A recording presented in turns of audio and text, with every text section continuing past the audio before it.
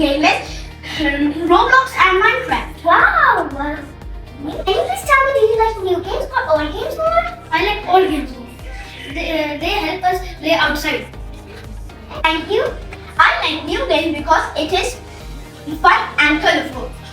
As you like old games, can you tell me some old game names? Hide and seek, kabaddi, pittu, bat and ball, hide and seek. Those are the games that children used to play in the past. Wow. Can you please tell me some new games with children play today?